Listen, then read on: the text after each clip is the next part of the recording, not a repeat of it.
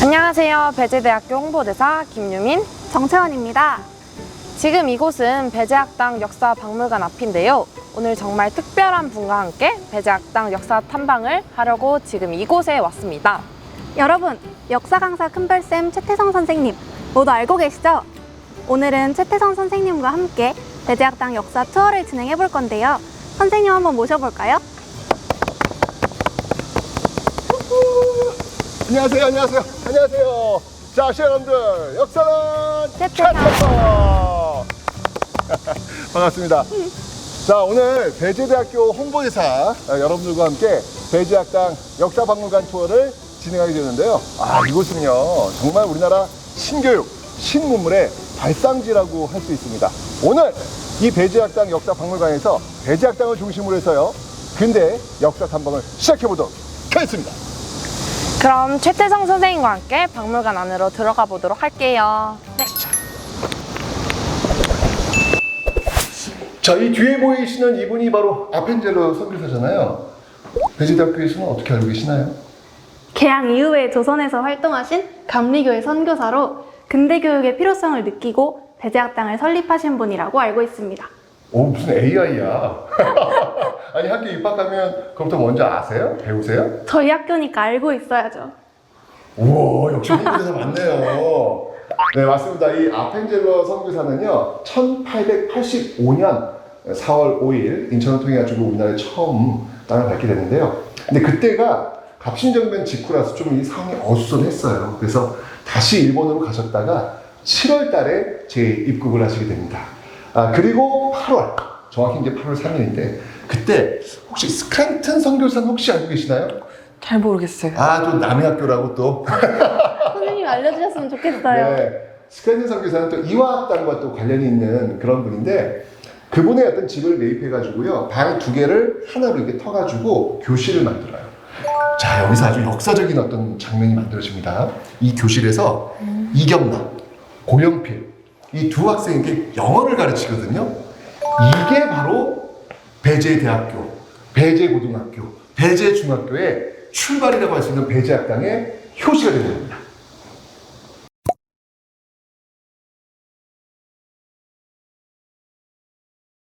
역시 큰별쌤과 함께하면 재밌는 이야기를 알 수 있는 것 같아요. 더 재밌는 이야기를 기대하며 안쪽으로 들어가 보도록 할게요. 영어 배우러 가는 건가요?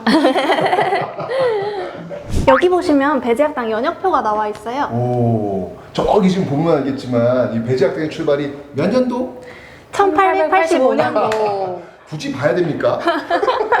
맞습니다. 1885년도부터 출발했는데 이후에 고종이 직접 유능한 인재를 길러내는 길이라고 해가지고 배재학당이라는 교명을 하사하게 됩니다.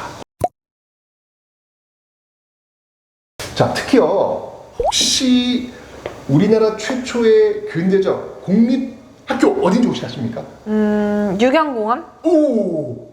저도 이야. 알고 있었습니다. 대박, 맞습니다.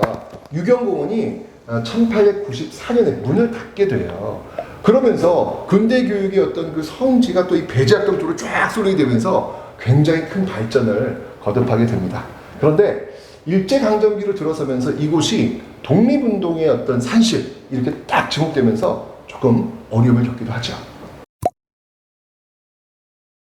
일례로 1911년에 백오인 사건이라고 있었거든요.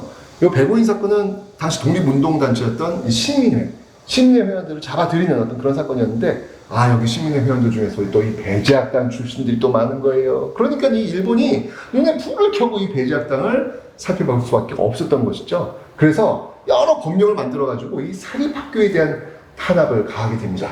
그럼에도 불구하고 이것은 또 외국인 선교사들이 운영하는 그런 곳이었기 때문에 아무래도 일제가 강하게 탄압하기에 좀 한계가 있다, 이런 장점도 가지고 있었습니다.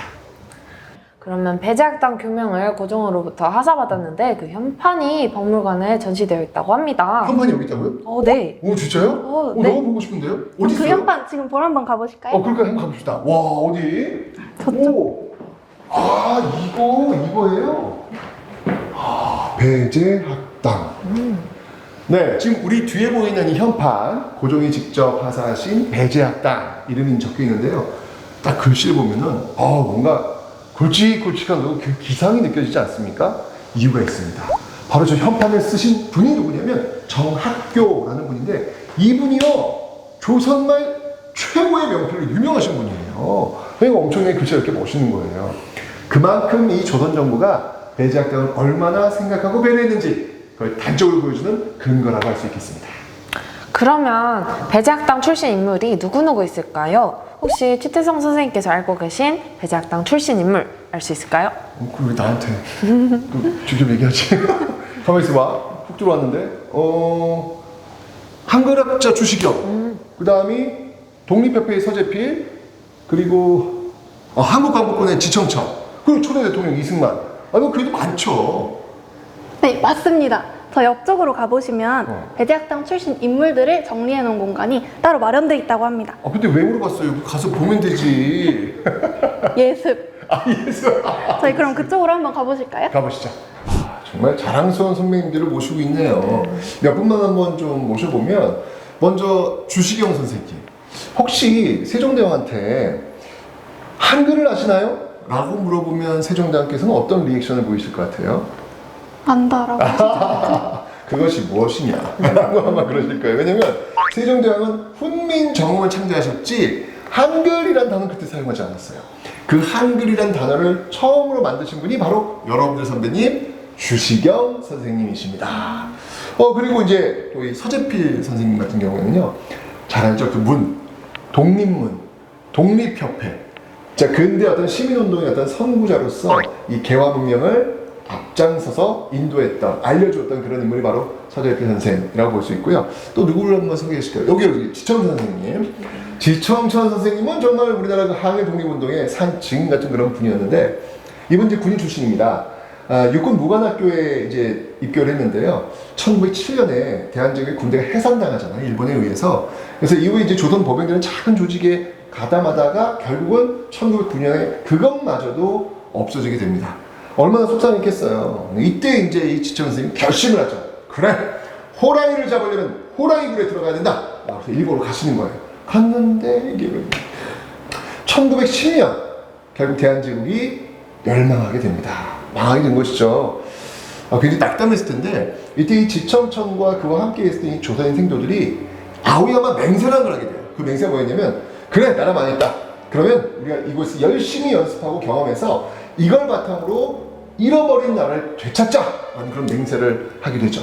그래서 열심히 훈련 받으면서 소위를 인간하고 중위로 올라왔을 때 일본 군들의 교범 있잖아요. 그 교범을 가지고 만주 쪽으로 퇴출하게 됩니다. 그리고 그가 간 곳이 바로 신흥무관학교. 대한민국 국군의 모체를 할 수 있는 이 신흥무관학교 교관이 되었죠. 1930년대는 한국 독립군, 1940년대는 한국광복군 총사령관으로 정말 일제 강점을 선을했던 우리나라 항일 독립운동의 산증인이 바로 여러분의 선배 지청천 선생님이십니다.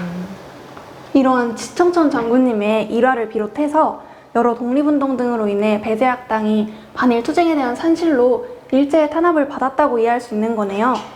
그리고 이 앞쪽에 보시면 축구부랑 야구부 등 스포츠 관련한 연표가 나와 있어요. 맞아요. 정말 참 배제학당 대단하다. 네. 특히 여기 1900년 전구반을 중심으로 해가지고 이후에 뭐 육상반, 축구반, 야구반, 진짜 우리나라 근대 체육의 요람이라고 할 수 있는 곳이 바로 이 배제학당의 모습이 되겠습니다. 그리고 또 옆으로 이동해 보시면 과거 배제학당의 모습을 볼 수 있는 공간이 마련되어 있다고 합니다. 궁금하네요. 또 가보실까요? 네, 재밌겠다. 자, 여기 배제학당 이 사진들을 많이 봤는데, 참 이 학교에 참 유명한 이유가 있어요. 왜냐면 최초의 타이틀을 정말 많이 갖고 있습니다. 자, 앞에 보시면 지금 배제의 수학여행 다녀와 보셨죠? 네. 네. 그 수학여행, 우리나라 수학여행의 역사의 출발이 바로 배제학당입니다. 최초. 예, 수학여행, 고적답사, 이거 처음으로 시행한 곳이 배제학당이고요. 또 지금 이제 교복들 입고 있잖아요. 우리나라 그 남학생들 교복, 그 최초가 또 배제학당입니다. 또 최초. 또 최초입니다. 1897년부터 이제 교복 착용을 했는데, 특히 이제 모자 같은 경우에는 이제 그 태극을 상징하는 청홍색 이 선을 이렇게 둘러가지고 예쁘게 이제 쓰고 다니는 모습을 보고 있었죠.